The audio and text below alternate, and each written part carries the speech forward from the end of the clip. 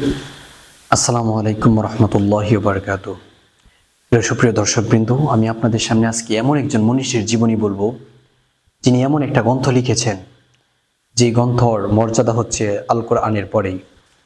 যে গ্রন্থের নাম হচ্ছে সহিহুল বুখারী, যার পূর্ণ নাম হচ্ছে আল জামিউল মুসনাদুস সহিহুল মুখতাসর মিনাল উমরি রাসূলুল্লাহ সাল্লাল্লাহু আলাইহি ওয়াসাল্লাম ওয়া সুনানিহি ওয়া আইয়ামি।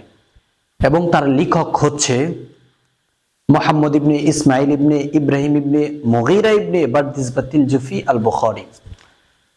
এখন তার সংক্ষিপ্ত জীবনী বলবো, আপনারা সকলেই মনোযোগ দিয়ে শুনবেন ইনশাআল্লাহ। সর্বপ্রথম আসুন আমরা জেনে নেই তার জীবন। তার জন্ম কত হিজরিতে? তার জন্ম হচ্ছে 194 হিজরিতে এবং তার মৃত্যু হচ্ছে 256 হিজরিতে। মোট তিনি 62 বছর বেঁচে ছিলেন। তিনি যখন শিশু ছিলেন, এই শিশু থাকা অবস্থায় তার পিতা দুনিয়া থেকে ইন্তেকাল করেন এবং তিনি শিশু অবস্থায় অন্ধ হয়ে যান। শিশু অবস্থায় তিনি অন্ধ হয়ে যান যখন তার মা তারপর আল্লাহর কাছে দোয়া করতেন। তার মা যখন আল্লাহর কাছে দোয়া করতেন, আল্লাহ তাআলা তার মায়ের দোয়া কবুল করলেন। কবুল করার বরকতে, তারপর এই দোয়া কবুল করার বরকতে আল্লাহ তাআলা তার যে দৃষ্টিশক্তি, এই দৃষ্টিশক্তি আল্লাহ তাআলা আবার ফিরিয়ে দিলেন। সুবহানাল্লাহ। ইমাম বুখারী রাহমাতুল্লাহি আলাইহির অনেক সম্পত্তি ছিল। তারপর ইমাম বুখারী রাহমাতুল্লাহি আলাইহি এই 10 বছর বয়সে তিনি কুরআনুল কারীম হিফজ করেন। তারপর আবার কিছু সময়ের মাঝে হাদিস শরীফের যে গ্রন্থগুলি রয়েছে, এই প্রত্যেকটা গ্রন্থ মুখস্থ করে ফেলেন। তারপর ওই সময় মক্কা নগরীর মাঝে যখন বড় বড় মুহাদ্দিসরা আসতো, তখন ইমাম বুখারী রাহমাতুল্লাহি আলাইহি ওইখানে যাইতো। যাওয়ার পর ইমাম বুখারী রাহমাতুল্লাহি আলাইহি যখন যাইতো ওই উস্তাদগণের নিকট, তখন দেখা যাইতো যে অনেক ছাত্ররা এখানে আসতো। অনেক দেশ থেকে ছাত্ররা আসতো, ইয়ামেন থেকে, বাগদাদ থেকে সকল ছাত্ররা মক্কার মাঝে আসতো। যখন মক্কার মাঝে সকল ছাত্ররা আসতো, আসার পর সকল ছাত্ররা গিয়ে হাদিসগুলি লিখে রাখতো, কিন্তু ইমাম বুখারী তিনি লিখে রাখতেন না। একদিন সকল ছাত্ররা বলতেছে, ভাই আপনি কেন সময় নষ্ট করেন? আমরা তো হাদিসগুলি সংগ্রহ করে রাখি, লিখে রাখি, কিন্তু আপনি কেন সময় নষ্ট করেন?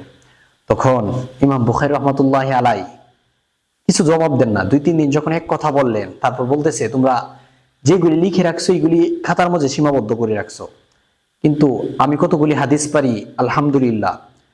আমি কতগুলি হাদিস পারি তোমরা জানো? তোমরা কতগুলি লিখছো আগে এটা বলো।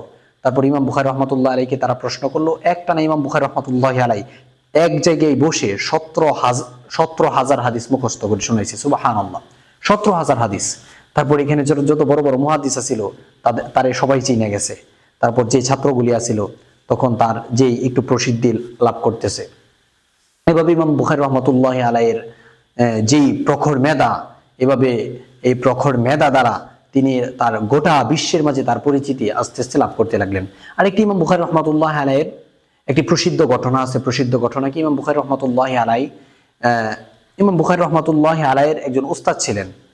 একদিন এই উস্তাদ বলতেছে, আমার খুব ইচ্ছে হয় যদি আল্লাহ রাসূল সাল্লাল্লাহু আলাইহি ওয়াসাল্লামের হাদিসগুলিকে সহিহ হাদিসগুলিকে যদি কেউ একত্রিত করতো, তাহলে কতই না সুন্দর হতো সহিহ হাদিসগুলোকে একত্রিত করলে। তখন ইমাম বুখারী রাহমাতুল্লাহি আলাইহির মনের মাঝে এই কথাটা লাগছে, দিলের মাঝে এই কথাটা লাগছে। লাগার পর ইমাম বুখারী রাহমাতুল্লাহি আলাইহি এই দিনই স্বপ্নে দেখেন আল্লাহ রাসূল সাল্লাল্লাহু আলাইহি ওয়াসাল্লামের শরীরে মাছি বসতেছিল। এই মুহূর্তে ইমাম বুখারী রাহমাতুল্লাহি আলাইহির হাতের মাঝে একটা পাখা ছিল। তারপর ইমাম বুখারী রাহমাতুল্লাহি আলাইহি এই পাখা দিয়ে, বাতাস দিয়ে এই মাছিটা আছে তাড়িয়ে দিয়েছে। সুবহানাল্লাহ। তখন ইমাম বুখারী রাহমাতুল্লাহি আলাইহি তিনি বুঝে ফেললেন স্বপ্নের ব্যাখ্যা, তিনি বুঝে ফেললেন। কারণ রাসূল সাল্লাল্লাহু আলাইহি ওয়াসাল্লামের যে সহিহ হাদিসগুলি আছে, অনেক জয়ীফ হাদিস আছে, যার কারণে এই সহিহ হাদিসগুলি, জয়ীফ হাদিসগুলি একত্রিত হয়ে যাইতেছে এবং তার দিলের মাঝে দাগ লাগছে। এখন কি করতে হবে?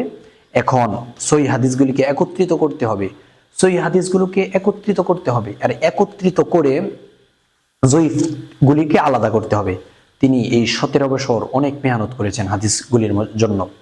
অনেক বর্ণনায় আছে প্রায় একটা হাদিসের জন্য তিনি 40 কিলোমিটার, 600 কিলোমিটার, 400 কিলোমিটার একটা দুইটা হাদিসের জন্য তিনি গিয়েছেন। এমনইভাবে একদিন 1000 দিরহাম নিয়ে, ওই 1000 দিরহাম নিয়ে একটা লঞ্চে উঠছিলেন, একটা জাহাজে উঠছিলেন। তখন ইমাম বুখারীর কাছে এক চুর দেখছিলেন এখানে যে 1000 দিরহাম। যখন 1000 দিরহাম ইমাম বুখারীর কাছে দেখছিলেন, দেখার পর তিনি জাহাজের যে কন্ট্রাক্টর, ওই কন্ট্রাক্টরকে বলতেছে, চুরে বলতেছে, আমার একজন লোকে আমার 1000 দিরহাম নিয়ে গেছে, এখন আপনি গোটা জাহাজের মাঝে আপনি চেক করতে থাকেন। তখন জাহাজের সকল লোককে চেক করতেছে। এই মুহূর্তে ইমাম বুখারী রহমাতুল্লাহ আলাইহি বুঝতে পারলেন ওই চুরে এই দিছে আমার দিরহামের যে পুটলাটা এমন আছিল, এমন কালার আছিল, এখন এটা একটা কুচক্র। এখন ইমাম বুখারী রহমাতুল্লাহ আলাইহি বুঝতে পারলেন সামনে যে চেক করতেছে আর যেভাবে 1000 দিরহাম খুঁজতেছে এটা তারপর আমাকে ধরবে। এখন কি করা? এখন ইমাম বুখারী রহমাতুল্লাহ আলাইহি বুঝলেন এখন যদি আমাকে ই করে, আমাকে ধরে ফেলে, তাহলে যে 17,000 হাদিস রয়েছে এই প্রত্যেকটা হাদিস আল্লাহ রাসূল সাল্লাল্লাহু আলাইহি ওয়াসাল্লামের সেই হাদিসগুলি মিথ্যা বলে প্রমাণিত হবে। এই কারণে ইমাম বুখারী রহমাতুল্লাহ আলাইহি এই যেই 1000 দিরহাম ছিল এটা নদীর মাঝে ভাসায় দিয়েছে। সুবহানাল্লাহ। তারপর সকল জাহাজের যখন সকল মানুষকে চেক করলো তখন দিরহাম পাইল না। দিরহাম না পাওয়ার পর এই চুরে আসার পর বলল আপনার কাছে তো এমন দেখছিলাম। তখন ইমাম বুখারী বলল আমি জানতাম তুমি আমার সাথে চক্রান্ত করেছো, কিন্তু আমার এই দিরহামের থেকে আল্লাহ রাসূল সাল্লাল্লাহু আলাইহি ওয়াসাল্লামের হাদিসের সম্মান অনেক বেশি, যার কারণে আমি দিরহামগুলি ফেলে দিয়েছি। এভাবে ইমাম বুখারী রহমাতুল্লাহি আলাইহি এর জীবনে আর অনেক প্রসিদ্ধ ঘটনা রয়েছে, অনেক প্রসিদ্ধ। ইমাম বুখারী রহমাতুল্লাহ আলাইহির জীবনে একটা বড় পরীক্ষা আছে। পরীক্ষা কি? একদিন প্রায় 10,000-এর মতো আলেম একসাথে আসছিল। তখন ইমাম বুখারী রহমাতুল্লাহি আলাইহিকে তারা ভাবছিল প্রশ্ন করব। সকলের সনদ মতন সকল কিছু কি করেছিল? আলাদা করে ফেলেছিল। সকল সনদ মতন সকল কিছু তারা পরিবর্তন করে ফেলেছিল। একদিন তারপর ইমাম বুখারী রহমাতুল্লাহ আলাইহিকে 10 জনে 10টা করে 100টা হাদিস নিছে। পুরা হাদিসকে তারা পরিবর্তন করে দিয়েছিল। যখন পুরা হাদিসকে তারা পরিবর্তন করে দিয়েছে, এই পরিবর্তন করে দেওয়ার পর ইমাম বুখারী রহমাতুল্লাহ আলাইহি এই 10 জনের 100টা হাদিস শুনছে। শোনার পর বলতেছে তোমরা যেইগুলি এই শব্দগুলি বলছো এগুলি বাড়তি বলছো।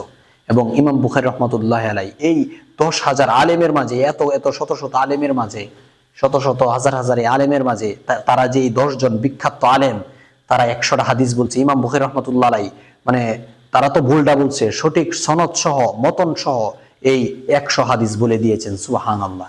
সকল মুহাদ্দিসগণ অবাক হয়ে গিয়েছে। এভাবে ইমাম বুখারী রহমাতুল্লাহ আলাইহির জীবনে আরো অনেক ঘটনা রয়েছে। ইমাম বুখারী রহমাতুল্লাহ আলাইহি যদি আমরা জীবনের শেষ মুহূর্তটা দেখি তাহলে খুব কষ্টে গিয়েছে। ওই জামানায় একটি বাদশা ছিল, এই জালেম বাদশা। তিনি তার ছেলেকে পড়াইতে বলছিল ইমাম বুখারীর কাছে, বুখারী শরীফ পড়াইতে বলছিল। তখন ইমাম বুখারী রহমাতুল্লাহ আলাইহির কাছে বলছিল আমার ছেলেকে সাধারণ রাখালদের সাথে পড়াবো না, আমি রাজপ্রাসাদে বসে পড়াবো। তারপর ইমাম বুখারী রহমাতুল্লাহ আলাইহি বলতেছে এটা কেমন জানি অহংকার হয়ে যাবে। তারপর ইমাম বুখারী রহমাতুল্লাহ আলাইহি এখানে রাজি হয় নাই দেখে ইমাম বুখারী রহমাতুল্লাহ আলাইহিকে জেলে বসছিল। জেলে পড়ার কারণে তারপর ইমাম বুখারী রহমাতুল্লাহ আলাইহির লাশ জেল থেকে বের হয়েছে। এই কারণে ইমাম বুখারী রহমাতুল্লাহ আলাইহির যখন এই জালেমটা জুলুম করছিল, তারপর বড় বড় মুহাদ্দিসগণ উলামায়ে কেরামগণ বলেন এই যে বাদশাহ জুলুম করছিল এই বাদশার মৃত্যু খুব কঠিন ভাবে হয়েছে। এই কারণে আল্লাহ রাব্বুল আলামিন যেন এই মনীষীর যে আমাদের যে গ্রন্থটা রয়েছে সহিহুল বুখারী, আল্লাহ রাব্বুল আলামিন যেন আমাদের প্রত্যেকটা মুসলমানকে এই সহিহুল বুখারীর যে হাদিসগুলি রয়েছে 7,275টা হাদিস রয়েছে, 7,275টা, আল্লাহ রাব্বুল আলামিন যেন এই সহিহ হাদিসগুলির উপর আমাদেরকে আমল করার তৌফিক দান করেন। আমিন। ওয়া আখিরু দাওয়ানা আলহামদুলিল্লাহি রাব্বিল আলামিন।